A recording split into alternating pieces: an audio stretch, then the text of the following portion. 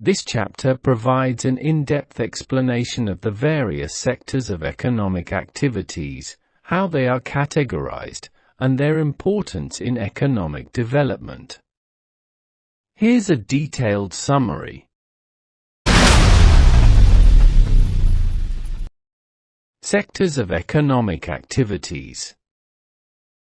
Economic activities can be classified into three primary sectors: primary, secondary, and tertiary. 1. Primary sector involves activities that directly utilize natural resources. Examples include agriculture, dairy farming, fishing, forestry, and mining. The primary sector is considered fundamental because it forms the base for all other products. This sector is often referred to as the agriculture and related sector. 2. Secondary sector. This sector includes activities where natural products are transformed into other forms through manufacturing processes. Examples include turning cotton into yarn or cloth, making sugar from sugarcane, and producing bricks from earth. The secondary sector is also known as the industrial sector because it involves manufacturing and industrial activities. 3. Tertiary sector. The tertiary sector comprises activities that support the primary and secondary sectors.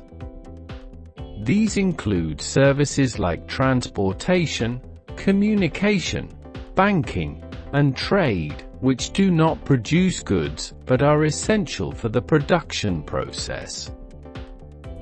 This sector is often called the service sector because it generates services rather than goods.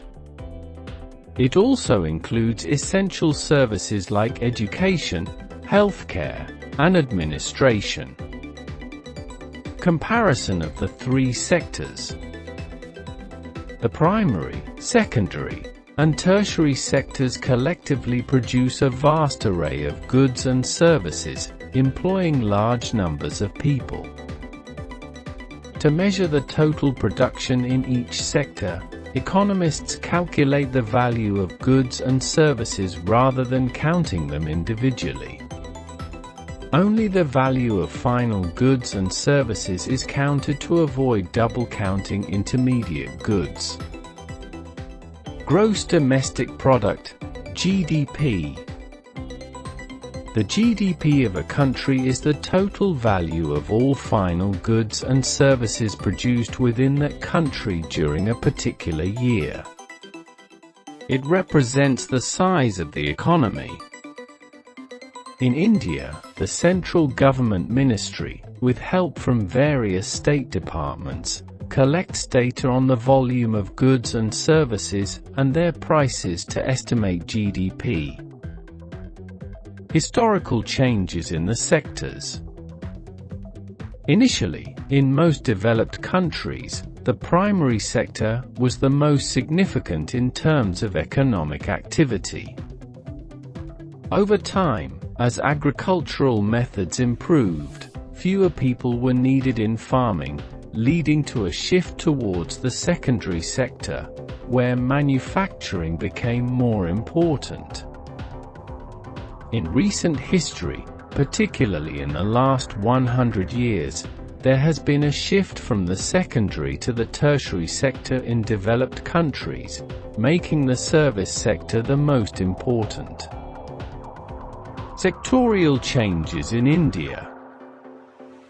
In India, there has been significant growth in the tertiary sector, especially between 1973 to 74 and 2013 to 14, making it the largest producing sector by 2013 to 14, surpassing the primary sector.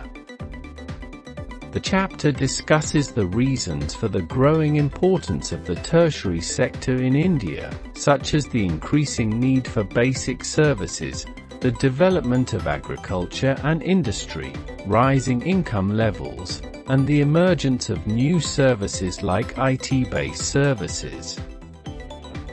Employment in the three sectors. Although there has been a change in the share of the three sectors in GDP, a similar shift has not occurred in employment. The primary sector remains the largest employer, even though its share in GDP has declined. The chapter highlights the problem of underemployment, particularly in the agricultural sector, where many people work but are not fully employed to their potential, a situation referred to as disguised unemployment. How to create more employment. The chapter suggests ways to increase employment, such as improving irrigation in agriculture, providing better rural infrastructure, and promoting industries and services in semi-rural areas to absorb excess labor from the primary sector.